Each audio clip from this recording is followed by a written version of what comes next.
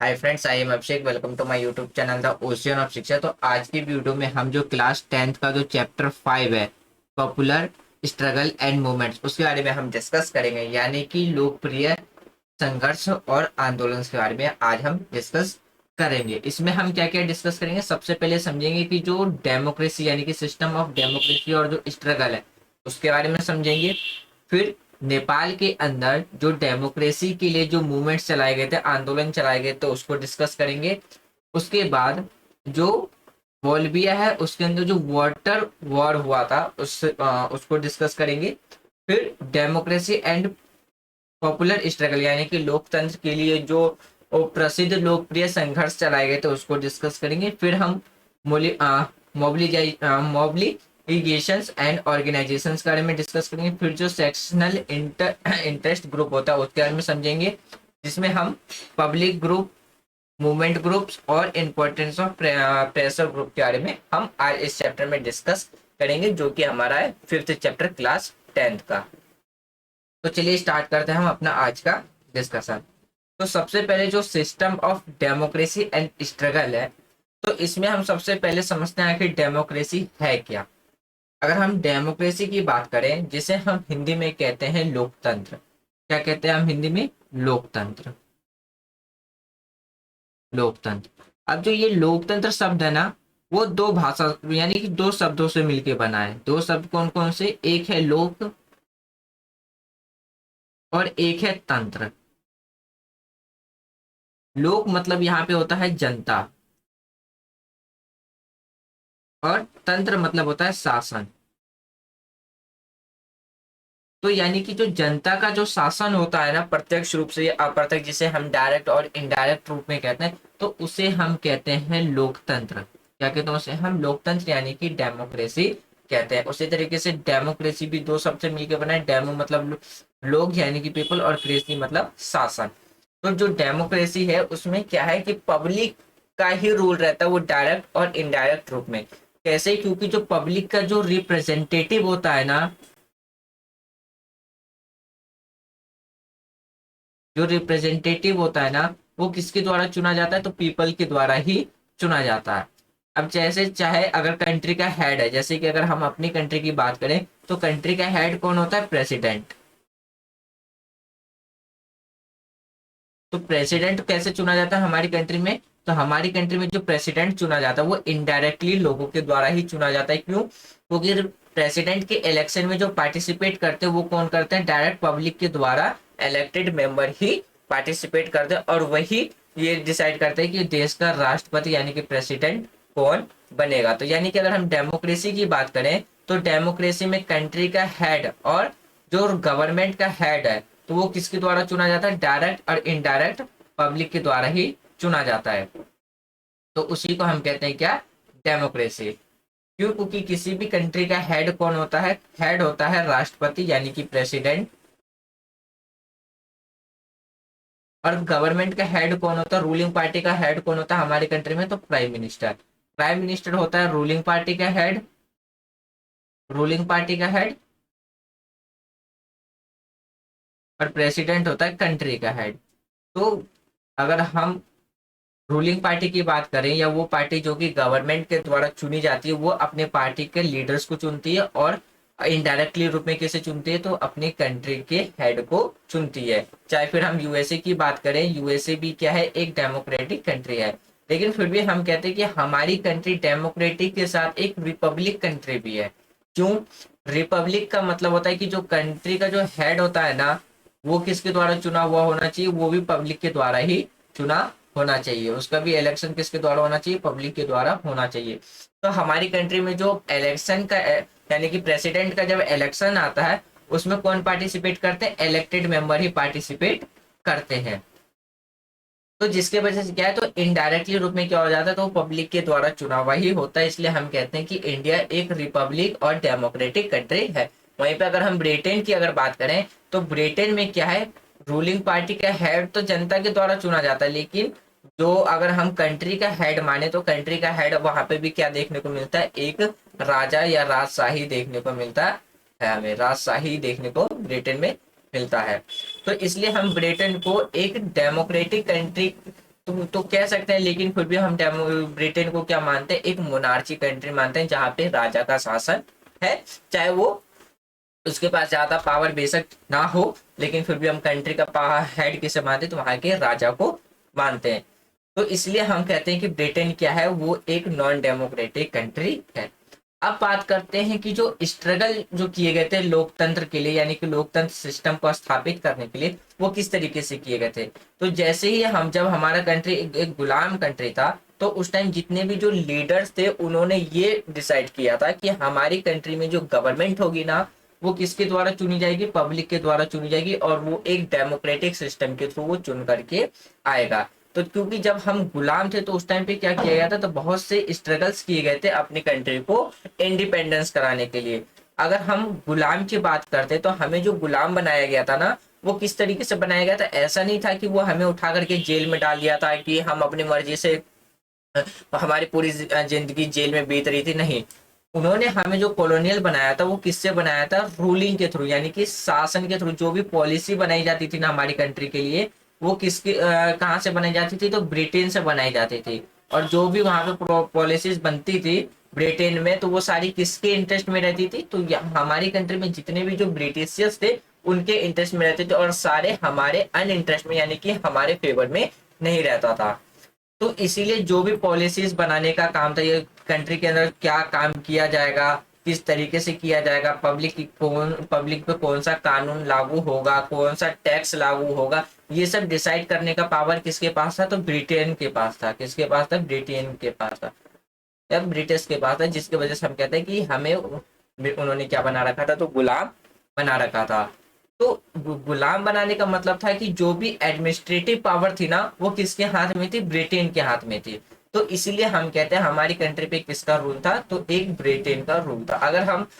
अगर हम गुलाम की परिभाषा बात समझने की कोशिश करें, कॉलोनियल की डिफिनेशंस की बात करें, तो कॉलोनियल का मतलब होता है जब किसी देश पर किसी बाहरी देश का क्या हो, शासन, यानी कि एडमिनिस्ट्रेटिव सेक्टर में क्या हो, दूसरे देश का अधिकार हो, तब हम उसे कहते हैं कॉलोनियल, यानी कि उसे हम क्या कहते हैं, तब गुलाम कहते हैं। जिस तरीके से जो 1960 से लेकर के 1947 तक हमारी कंट्री में कानून बनाने का अधिकार किसके पास था, जो भी एडमिनिस्ट्रेटिव में जो भी पॉलिसीज बनाई जाती थी, जो भी नया कानून बनाया जाता था, वो किसके द्वारा बनाया जाता था, तो ब्रिटेन के द्वारा ही बनाया जाता था। इसलिए हम कहते हैं कि हमें किसने गुलाम बना के रखा था, तो ब्रिटिश ने बना करके रखा था। क्यों, क्योंकि हमारी कंट्री में जो भी कानूने आती थी बन करके, वो किसके द्वारा बनाई जाती थी, ब्रिटेन के द्वारा बनाई जाती थी। हमारी कंट्री में वो कानून, मतलब जो भी शासन चलाने वाले जो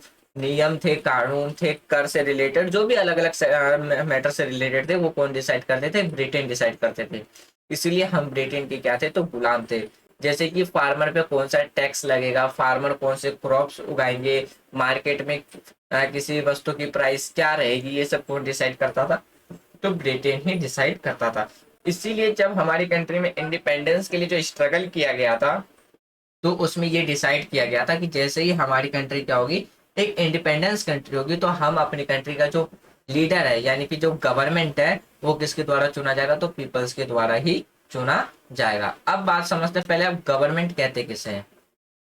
यहाँ पे तो हमने समझा कि किस तरीके से हम गुलाम थे और डेमोक्रेसी किसे कहते हैं। अब समझते हैं आखिर हम इतने दिन से जो पॉलिटिकल डिस्कस कर रहे हैं उसमें गवर्नमेंट नाम बार बार आता है। आखिर गवर्नमेंट का मतलब क्या होता है, गवर्नमेंट का मतलब ये होता है जिस ग्रुप को, यानी कि जिस पॉलिटिकल समूह, राजनीतिक समूह को पब्लिक के द्वारा चुने जाने के बाद कानून बनाने के अधिकार संविधान के अनुसार मिल जाता है, तो वो हमारी बनती है सरकार, जो कि हमारे देश के डेवलपमेंट के लिए क्या करती है, अपनी अलग अलग पॉलिसियां बनाती है अपने टाइम ड्यूरेशन में। तो उसी को हम कहते हैं क्या, तो गवर्नमेंट।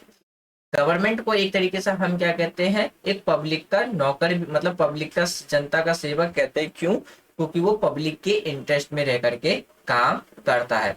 अगर हम किसी भी रूलिंग पार्टी की बात करें, तो रूलिंग पार्टी में जो गवर्नमेंट, किसी भी अगर रूलिंग पार्टी की बात करें तो वो पार्टी क्या होती है, गवर्नमेंट में होती है। अगर जैसे एग्जाम्पल की बात करें, तो अभी हमारी कंट्री में किसकी सरकार है, बीजेपी की।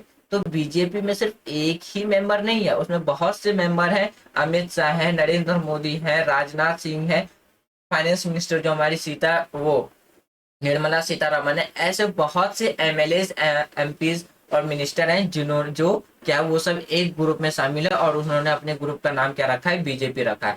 जब एक ग्रुप को जब क्या है पार्लियामेंट में 51% या 51% से ज्यादा सीटें जीत के आती है ना पॉलिटिकल पार्टीज, तो वो क्या बनाती है, अपनी गवर्नमेंट बनाती है। जैसे ही वो अपनी गवर्नमेंट बनाएगी उनके पास में कुछ पावर्स आ जाते हैं जो अपनी कंट्री के लिए क्या करते हैं, पॉलिसीज बनाते हैं और अपनी कंट्री के डेवलपमेंट के लिए वो स्कीमें सब बनाते हैं, नए कानून बना करके अपनी कंट्री के वेलफेयर में वो काम करते हैं। और वो किसके द्वारा चुनी जाती है, तो पब्लिक के द्वारा चुनी जाती है।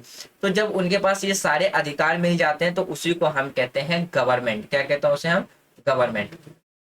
अब बात करते हैं कि अब जो हमारा टॉपिक है अब वो समझना है कि वो टॉपिक है क्या। जो हमारा जो पहला टॉपिक है, system of democracy and struggle. तो स्ट्रगल का भी मतलब समझ लेते हैं। स्ट्रगल का मतलब होता है वो संघर्ष करना जिसमें हम अपनी मांग को मंगवाना चाहिए, यानी हम अपनी बात को मनवाना चाहते हैं। स्ट्रगल जैसे कि हम ब्रिटिश के अगेंस्ट में क्या करते थे, स्ट्रगल करते थे। क्यों? क्योंकि हमें हमारी मांग को क्या करना होता था, पूरा करवाना होता था। जब पब्लिक ग्रुप बना करके गवर्नमेंट के अगेंस्ट में या एडमिनिस्ट्रेटिव के अगेंस्ट में जाकर के काम करती है सिर्फ इसलिए ताकि वो अपनी एक बात को मनवा सके, तो उसे हम कहते हैं स्ट्रगल। क्या कहते हैं हम, स्ट्रगल। तो अब जो हमारा टॉपिक है system of democratic and struggle, उसमें हम समझते हैं सरकार के पास कुछ ऐसी शक्तियां आ जाती हैं जो गतिशील शक्तियां होती है, वो अपने पद पर बैठ करके वो शक्तियों का वो क्या करते हैं, इस्तेमाल करते हैं, यानी कि यूज करते हैं। जैसे कि अगर हम बात करें हमारी कंट्री में जितने भी जो मिनिस्टर है उन सबकी अपनी अपनी एक रिस्पॉन्सिबिलिटी होती है, अपनी अपनी कुछ पावर्स होते हैं। जैसे कि अगर हम प्राइम मिनिस्टर की बात करें तो प्राइम मिनिस्टर की अपनी पावर होती है, उनकी अपनी एक ड्यूटीज होती है। वहीं पे अगर हम प्रेसिडेंट की बात करें तो उनके पावर्स अलग देखने को मिलते हैं, उनकी ड्यूटीज अलग देखने को मिलते हैं। इसी तरीके से क्या है, गवर्नमेंट के अंदर सबके पास कुछ ना कुछ शक्तियां रहती है और वो अपने पद पर बैठ करके उन शक्तियों का इस्तेमाल करके क्या करते हैं, तो पब्लिक वेलफेयर के लिए काम करते हैं। यानी कि अगर हम बात करें शक्ति की गति, यानी कि शक्ति की गतिशीलता को प्रभावित करते हैं ताकि जो भी हितों के टकराव की जो उपस्थिति है उस वहां वो स्पष्ट हो सके। It is important that the people to power learn how to balance the power, assess them to the exercise to properly as to the ensure the best possible outcomes। यानी कि इसका ये मतलब समझाने की कोशिश कर रही है, सत्ता में जितने भी जो बैठे हुए महत्वपूर्ण लोग, मतलब सत्ता में बैठे हुए जो लोग हैं ना, यानी कि जिसे हम गवर्नमेंट के रूप में इलेक्ट करके एडमिनिस्ट्रेटिव पावर देते हैं कॉन्स्टिट्यूशंस के अकॉर्डिंग, तो उनके लिए ये सीखना सबसे ज्यादा जरूरी हो जाता है कि पावर को कैसे बैलेंस किया जा सके और जो भी पावर्स उनको मिलती है बाय कॉन्स्टिट्यूशंस उसका किस तरीके से एक प्रोटेक्टिव यूज कर सके। तो ये चीज क्या है, ये सीखना सबसे ज्यादा एक महत्वपूर्ण बन जाता है किसमें, डेमोक्रेसी में। यदि ऐसा नहीं हो पाता है तब पब्लिक क्या करती है, गवर्नमेंट के अगेंस्ट में जाकर के अपना स्ट्रगल यानी अपना मूवमेंट सब स्टार्ट कर देती है। These are the number of indirect way which the ordinary citizens can play a very important role the decision making and functioning the government. यहाँ पे ये समझाने की कोशिश की जा रही है कि जब सरकार के द्वारा कानून बनाई जाती है ना, तो उसमें क्या है, पब्लिक का एक सबसे ज्यादा इंपॉर्टेंट रोल हो जाता है किसमें, डिसीजन मेकिंग में। डिसीजन मेकिंग का मतलब होता है जब सरकार क्या करती है, पब्लिक के इंटरेस्ट में रह करके काम करती है और कोई नए नए निर्णय लेती है, तो उसमें पब्लिक का क्या आ जाता है, एक सबसे ज्यादा वेरी इंपॉर्टेंट रोल प्ले होता है। क्यों? क्योंकि सरकार जो चुनी हुई होती है वो किसके द्वारा चुनी होती है, तो गवर्नमेंट के वो सॉरी पीपल्स के द्वारा ही चुनी हुई होती है, किसमें, डेमोक्रेटिक कंट्री में। अब जो अब इसके और इसी को हम और इसमें क्या है कि यह अक्सर तब होता है जब आम लोग सरकारी कार्रवाई में अपना प्रभाव डालते हैं। आम लोग कैसे डालते हैं, आम जो कॉमन पीपल होते हैं तो वो गवर्नमेंट की जो प्रोसीडिंग है उसमें अपना इन्फ्लुएंस कब डालते हैं, वो इलेक्शन के ड्यूरेशन में, कब जब वो इलेक्शन में पार्टिसिपेट करते हैं। तो इस तरीके से जो एक कॉमन पीपल है वो अपना इन्फ्लुएंस डालता है गवर्नमेंट के प्रोसीडिंग में। अब यहाँ पे हम दो स्टोरी डिस्कस करेंगे, एक नेपाल के बारे में, जो नेपाल के अंदर जो डेमोक्रेसी के लिए जो मूवमेंट्स चलाए गए थे पीपल्स के द्वारा उसको, और दूसरा जो हमारा स्टोरी होगा वो होगा जो हमारा बोलबिया का जो जल वॉर है, यानी कि जो वाटर वॉर है उस पे। हम इन दोनों स्टोरी से समझने की कोशिश करेंगे, इसको स्ट्रगल और मूवमेंट्स को समझने की कोशिश करते हैं। सबसे जो पहला हमारा जो स्टोरी है नेपाल में लोकतंत्र के लिए आंदोलन। तो अगर हम बात करें popular struggle in Nepal and Bolivia, the role played by the people in a democracy is very important. यानी कि अगर आज के टाइम पे बात करें, जो बोलिविया है और जो नेपाल है वो दोनों क्या है आज के टाइम पे एक डेमोक्रेटिक कंट्री है। वो इसीलिए क्यों, क्योंकि पब्लिक के द्वारा इसमें जो पॉपुलर, अगर हम पब्लिक के द्वारा क्या है डेमोक्रेसी लाने के लिए सबसे ज्यादा इंपॉर्टेंट रोल प्ले किया गया था। किसके द्वारा, तो पब्लिक के द्वारा किया गया था। तो जिसमें क्या है, the citizens of the country elected main working force of the government. कहा जाता है कि जिसमें देश के नागरिक सरकार के मुख्य कार्यबल का चुनाव करते हैं।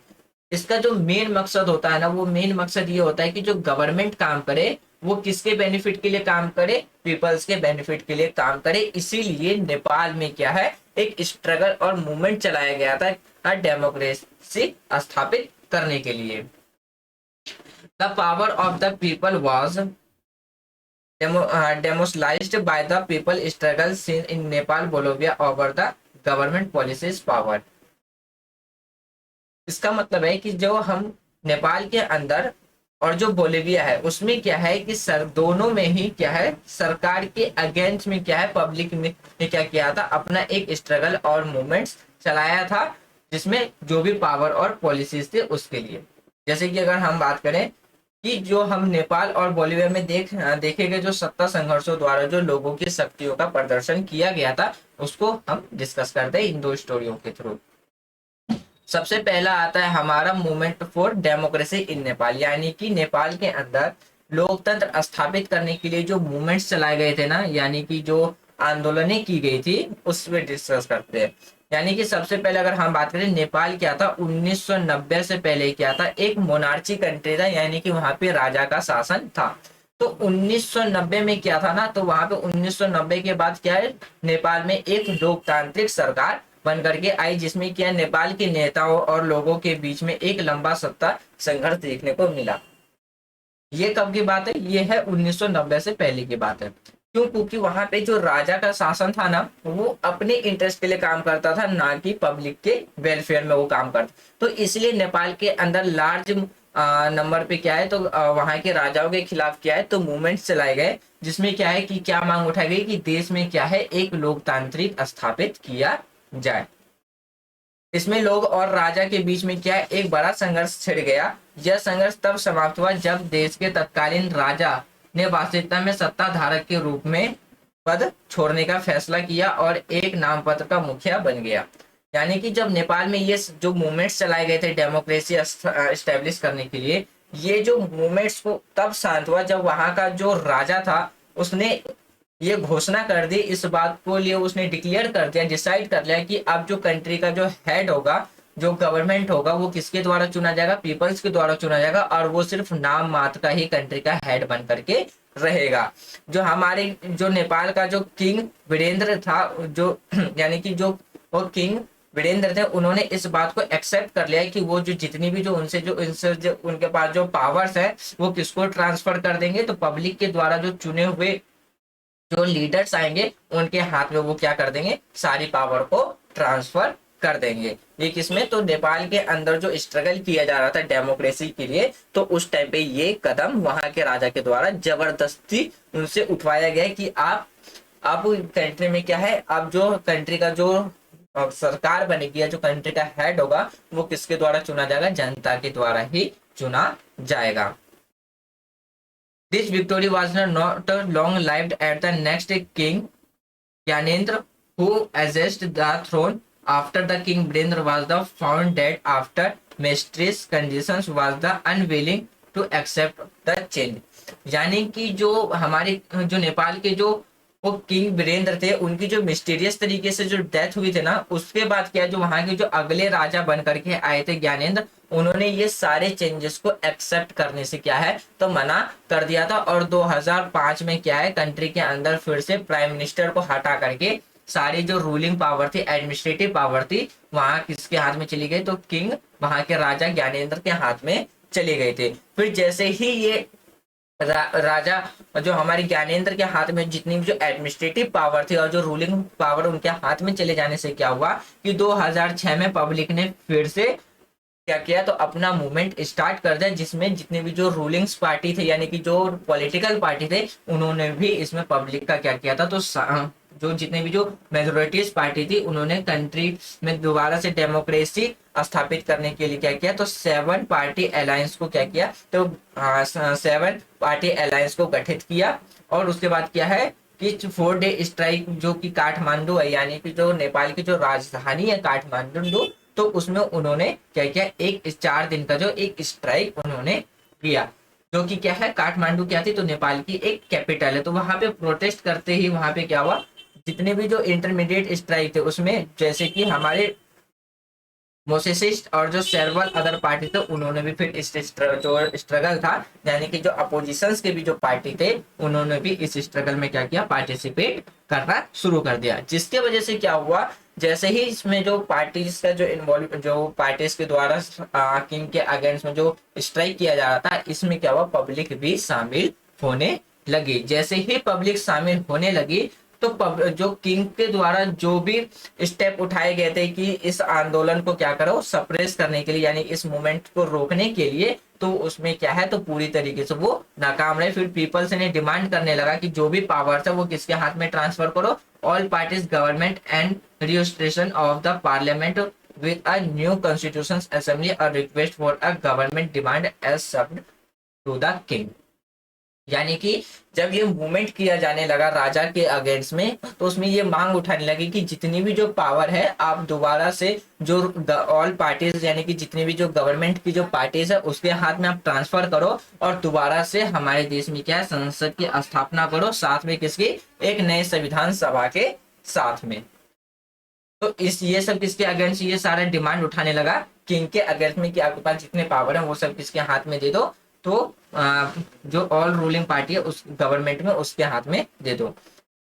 24 अप्रैल 2006 में फिर जो किंग है उसके द्वारा फोर्सली इस बात को एक्सेप्ट कर लिया गया, जो भी डिमांडे थे उसको एक्सेप्ट कर लिया गया, और लास्ट डे में उन्होंने ये सारे जो ट्रांसफर्स थे या जो भी मांगे थी स्ट्राइक के थ्रू जो ऑल गवर्नमेंट पार्टीज और जो पब्लिक के द्वारा जो मूवमेंट चलाया गया था डेमोक्रेसी स्थापित करने के लिए, उसको 24 अप्रैल 2006 में दोबारा से एक्सेप्ट कर लिया गया था और पार्लियामेंट को रिस्टोर कर दिया गया था। और जो गिरिराज प्रसाद थे, गिरिराज प्रसाद कोइराला, ये नेपाल के क्या बने, तो प्रधानमंत्री बने, ये एक इलेक्टेड प्रधानमंत्री बने। और फिर जितनी भी जो पार्टीज थी वो अपना काम स्टेप जो जैसे ही वहां पे पार्लियामेंट स्थापित हुआ तो जितने भी जो पार्टीज थी वो अपना काम अच्छी तरीके से करने लगे, गाइडलाइंस न्यू गवर्नमेंट के गाइडलाइंस के अकॉर्डिंग।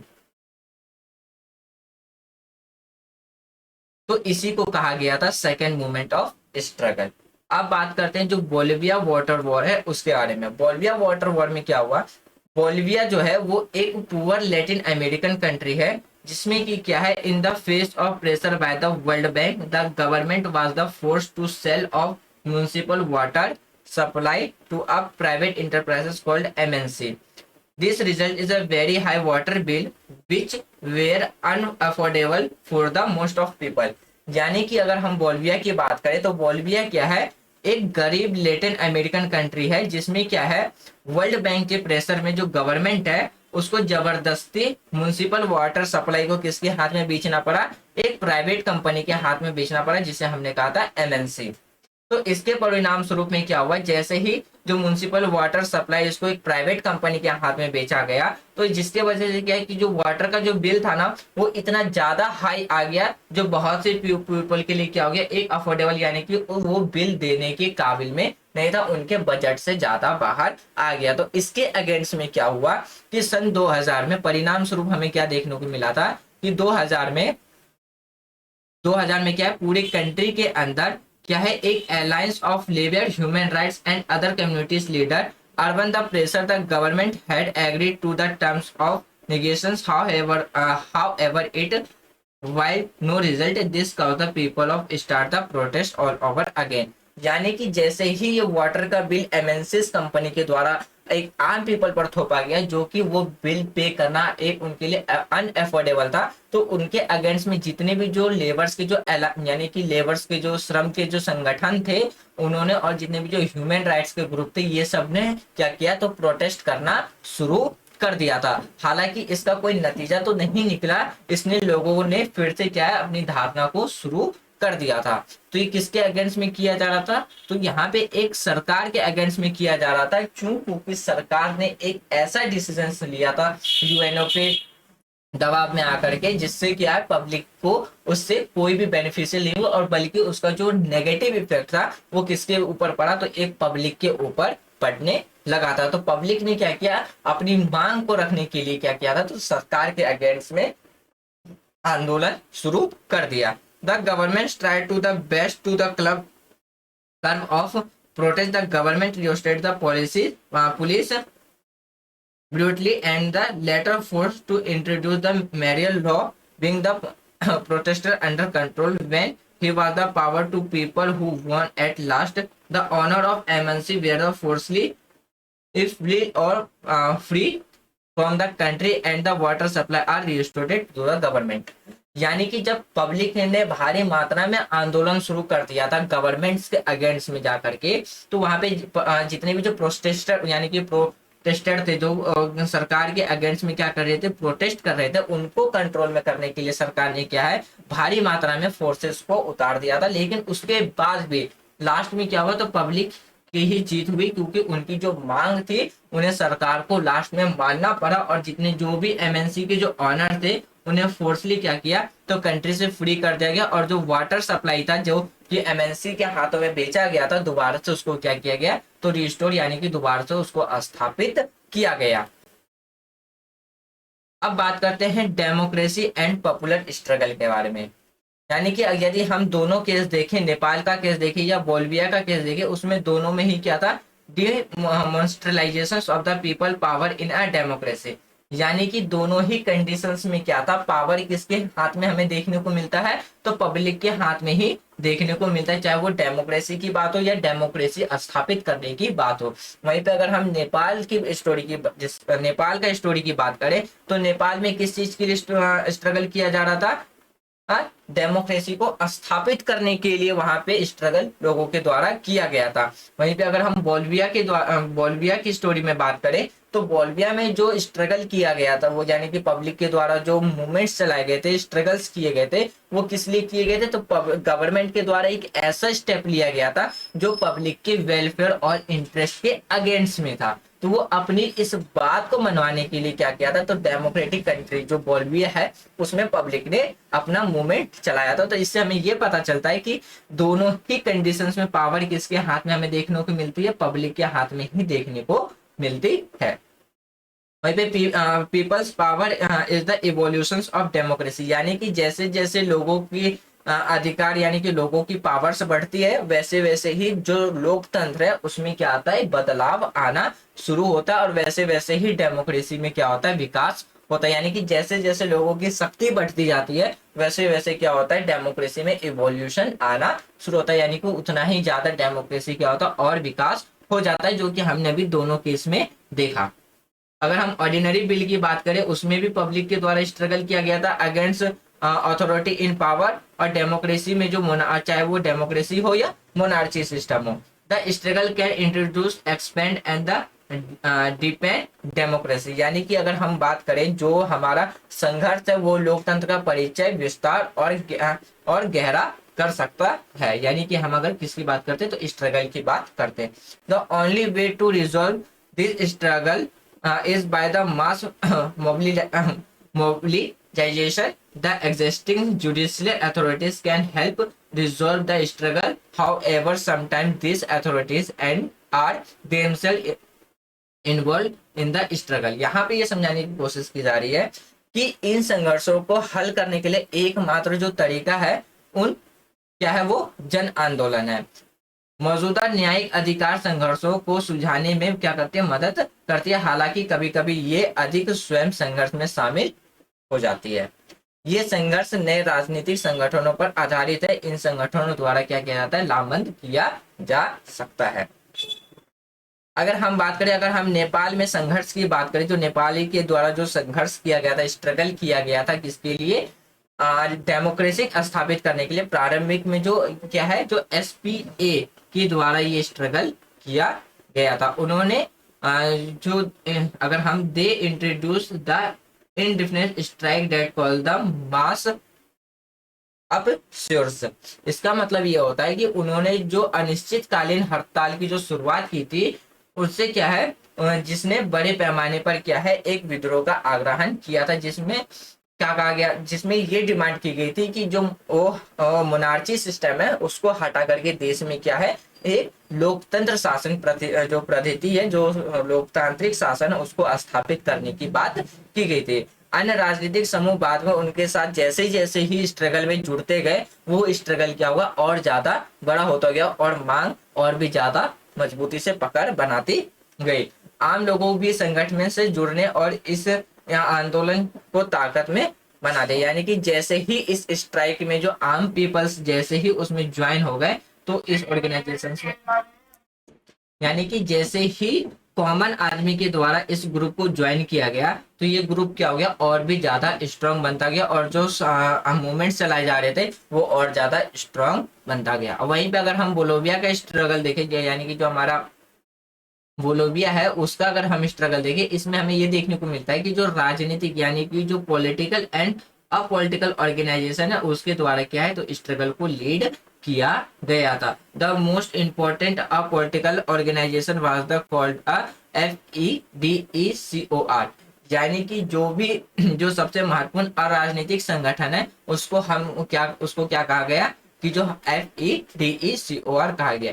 इस ग्रुप में क्या है, इस ग्रुप में कौन कौन शामिल है, तो इसमें जैसे फार्मर्स, जो कि सबसे ज्यादा डिपेंड थे किस पे, वाटर इरिगेशन और कल्टीवेशन, यानी कि पानी सबसे ज्यादा किस पे, सिंचाई और खेती के लिए पानी पर निर्भर करते थे। तो इसीलिए यहाँ पे क्या है, तो वाटर के अगेंस्ट, यानी कि गवर्नमेंट अफोर्डेबल रेट पे वाटर प्रोवाइड कराए पब्लिक को, इसलिए गवर्नमेंट के अगेंस्ट में वहां पे क्या है, तो प्रोटेस्ट किया गया था। कहाँ, तो बोल्विया में।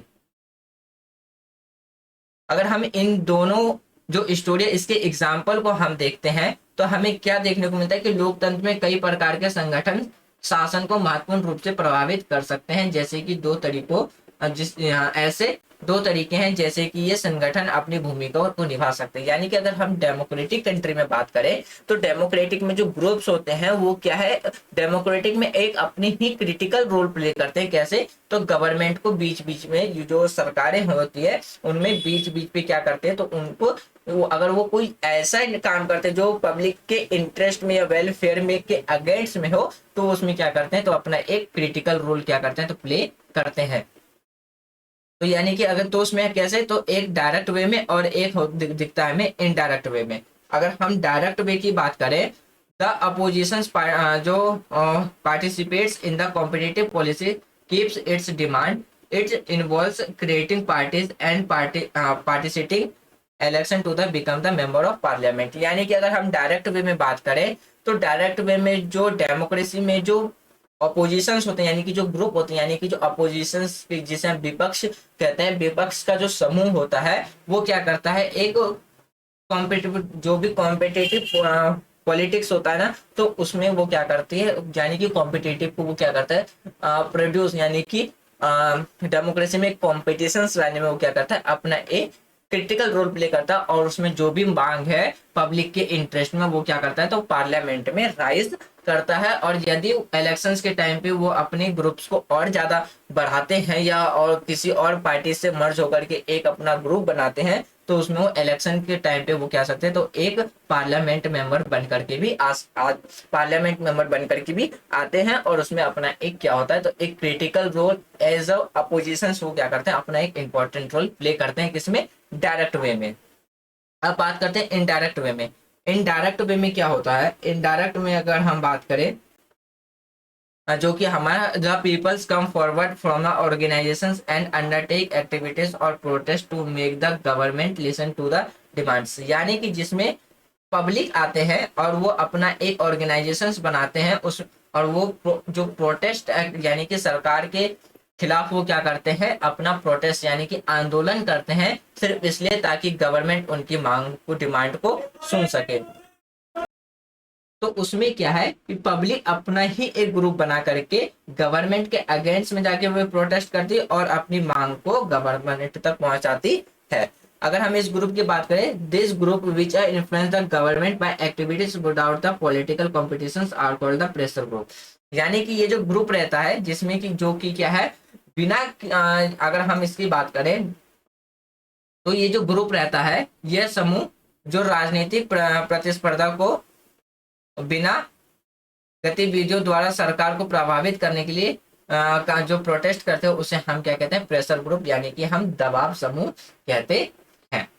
वहीं पे अगर जो जो मूवमेंट्स होते हैं या जो pressure groups and movements, pressure groups are group formed by the ordinary people of the country who want to influence the government without political competition. They are two types of pressure group, the sectional interest group and the public interest group। इसका मतलब है कि दबाव समूह और जो आंदोलन दबाव समूह है वो देश के सामान्य लोगों द्वारा क्या होते हैं, तो बनाए जाते हैं, यानी कि जो कॉमन पीपल होते हैं उनके द्वारा बनाए जाते हैं, जो बिना राजनीतिक प्रतिस्पर्धा के सरकार को क्या करते हैं, प्रभावित करना चाहते हैं। ये दो तरीके के होते हैं, एक होता है हमारा सेक्शनल यानी कि सेक्शनल इंटरेस्ट ग्रुप और दूसरा है हमारा पब्लिक इंटरेस्ट ग्रुप।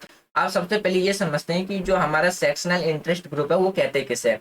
यानी कि अगर हम बात करें जो सेक्शनल इंटरेस्ट ग्रुप है वो किस चीज को, किस पे फोकस करती है, तो जो सेक्शंस ऑफ पॉपुलेशन है उसको प्रमोट करने पे वो अपना ध्यान केंद्रित करते हैं। यानी कि जो हमारा सेक्शनल इंटरेस्ट ग्रुप है वो जनसंख्या के एक वर्ग को ही बढ़ावा देने का काम करती है, जिसमें जैसे कि हम अगर जिसमें हम बात करें वर्कर्स की बात हो गई, पुअर्स पीपल्स की बात हो गई, इंडिजिनियस पीपल्स की बात हो गई, या हम अदर माइनॉरिटीज ग्रुप की बात करें तो वो उनके लिए ही वो आवाज उठाने का काम करते हैं। यानी कि पर्टिकुलर किसी एक सेक्शंस के पर्सन के लिए वो उनके आवाज को उठाने के लिए वो क्या करती है, तो अपना काम करती है, जिसमें हमारे क्या आ जाते हैं, माइनॉरिटीज ग्रुप आ जाते हैं, या जो पुअर्स पीपल होते हैं, वर्कर्स पीपल होते हैं, जो इंडिजिनियस पीपल होते हैं, यानी कि जो स्वदेशी लोग होते हैं उनके लिए। यानी कि सेक्शनल इंटरेस्ट मतलब होता है केवल एक पर्टिकुलर सेक्शन पर्संस के लिए।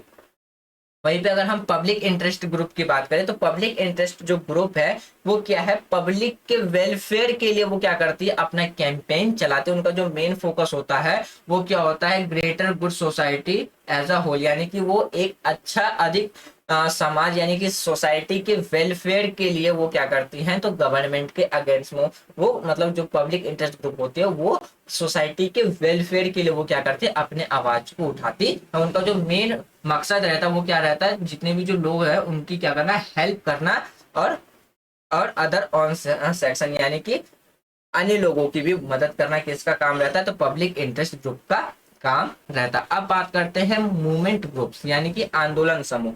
आंदोलन समूह में क्या होता है, all the movements group share someone common agendas are, यानी कि जितने भी जो मूवमेंट्स ग्रुप होते हैं ना उनका जो एजेंडा होता है वो क्या, वो यानी कि सभी आंदोलन समूह के जो समान एजेंडा वो क्या करते हैं, एक दूसरे से साझा करते हैं यानी कि शेयर करते हैं। और इनका जो मकसद रहता है वो मकसद क्या रहता है, Garnier public support for a case, यानी कि किसी भी केस में जो इनका मकसद रहता है उनका उद्देश्य ये रहता है एक कारण के लिए जनता का समर्थन प्राप्त करना, यानी कि जनता का समर्थन लेना। The force the government to agree to the demand this a public group often restore to protest disruptions of government working and so on, यानी कि इसका जो अगर जो सरकार को मांगों पर सहमत होने के लिए मजबूर करने के लिए ये सार्वजनिक समूह अक्सर विरोध प्रदर्शन करते हैं और सरकारी कामकाज में व्यवधान आदि का सहारा लेते हैं। यानी कि अगर हम बात करें जो हमारा मूवमेंट ग्रुप है वो क्या करते हैं, अपनी डिमांड्स पर सरकार को एग्री कराने के लिए या अपनी बात मनवाने के लिए वो क्या करते हैं, वो जो भी सरकार के अगेंस्ट में वो क्या करते हैं, तो प्रोटेस्ट करते हैं, यानी कि वो आंदोलन करते हैं, जिससे कि सरकार उनकी जो मांग है वो मतलब उनकी मांग से वो सहमति हो। इसीलिए जो मूवमेंट्स ग्रुप है वो सरकार के अगेंस्ट में जाकर के प्रोटेस्ट करते हैं। वहीं पे अगर हम अगला पॉइंट देखें, people from the pressure group में participate by the businesses group, यानी कि जो दबाव समूह के जो लोग होते हैं ना वो व्यावसायिक समूह में भाग ले सकते यानी कि लेते हैं।